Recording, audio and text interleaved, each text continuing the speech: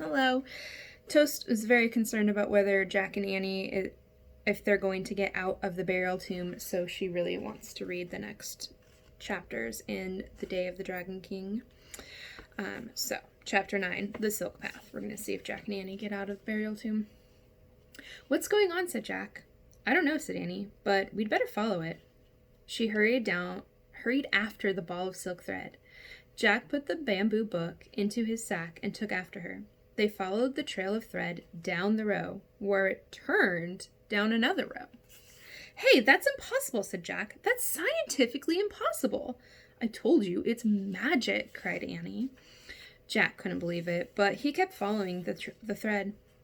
Suddenly, the trail of thread was gone. The ball had completely unrolled.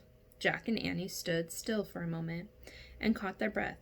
What now? Said Jack. I guess we go up those stairs, said Annie. What stairs? Said Jack. There.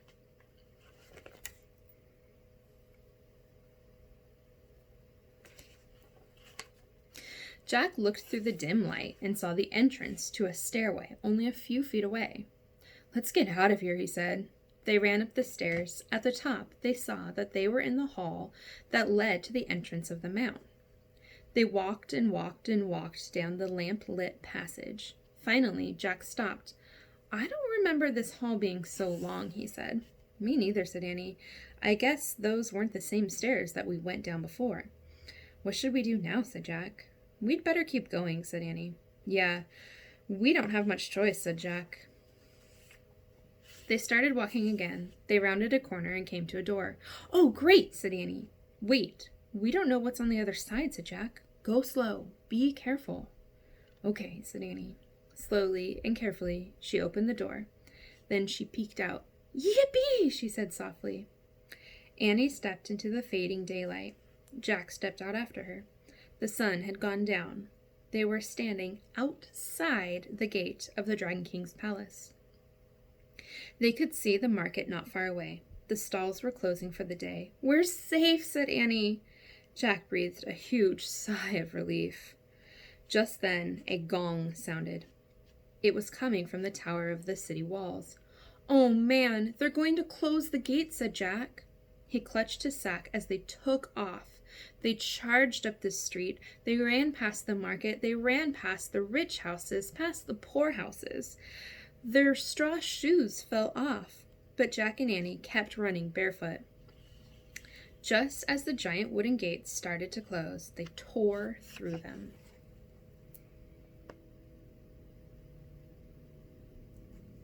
Remember, if the gates closed, because they close every night, if the gates closed, Jack and Annie would have been stuck there. They charged across the bridge, kept running up the dirt road and past the farmhouse and through the field. By the time they reached their tree, Jack's lungs ached, his heart pounded, his feet burned. He followed Annie up the rope ladder. When they got inside the treehouse, Jack collapsed. Let's go home, he said, out of breath. He reached for the Pennsylvania book. Wait, said Annie, looking out the window. They found each other. Who? Said Jack, panting. He dragged himself to the window and looked out. Two figures embraced at the edge of the field. The silk weaver and the man who takes care of the cows, said Annie. Oh, yeah, said Jack. Bye, Annie called to them. The couple waved back.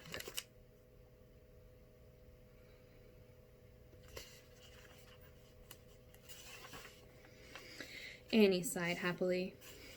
We can leave now, she said.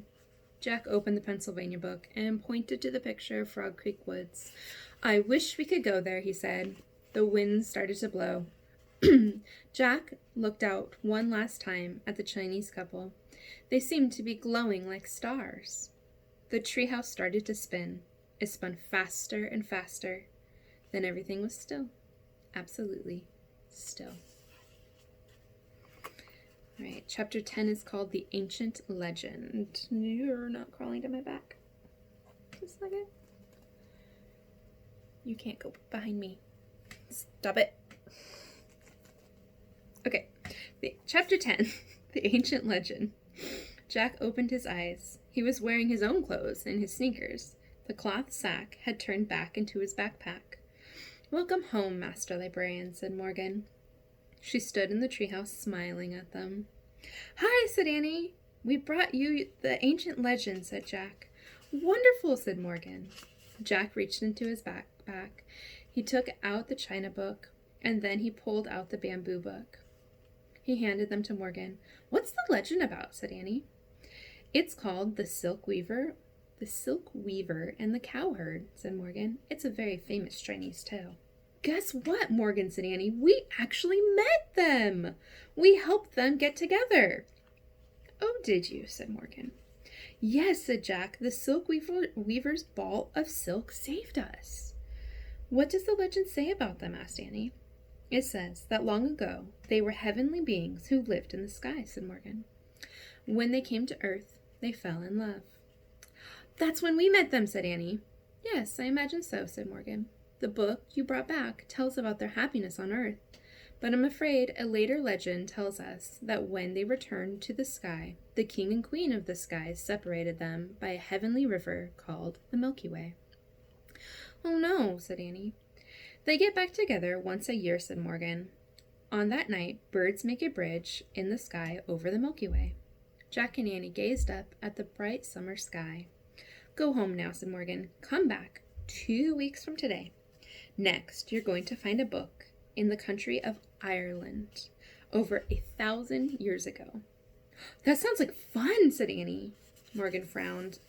"I'm afraid it was a very dangerous time," she said, "for Viking raiders often attacked the sea coasts." "Vikings?" said Jack. He'd had enough danger to last a long time. "Don't worry about it now," said Morgan. "Just go home and rest." Jack nodded. "I'll try," he said, pulling on his backpack. "Bye," said Annie. "See you in 2 weeks." "Thanks for your help," said Morgan. "Any time," said Annie. They headed down the rope ladder.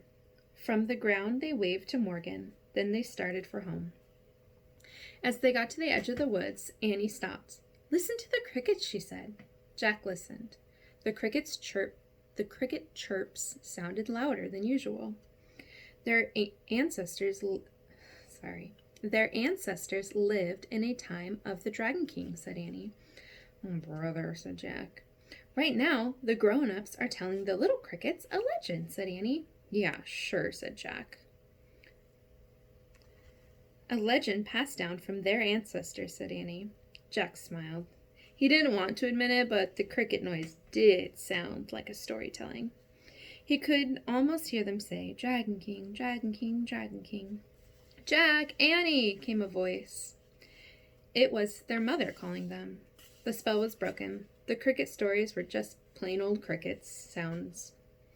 "Coming!" Jack shouted. Jack and Annie ran down their street and across the yard. "Did you have a good time in China?" their mom asked. "It was pretty scary," said Annie. "Yeah, we got lost in a tomb," said Jack, "but we were saved by an ancient book." Their mom smiled and shook her head. "My, books are wonderful, aren't they?" she said. "Yup," said Jack and Annie, and they followed her inside.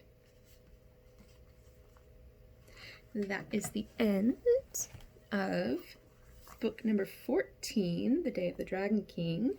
And luckily, since we're going to be out of school for about another month, Mr. Geraltz also let me borrow the next book, number 15, Viking Ships at Sunrise. So I'll start recording that one soon and putting those videos up for you guys. All right, I hope you enjoyed listening to Magic Treehouse, Day of the Dragon King. I miss reading to you guys in person, though. Bye, miss you.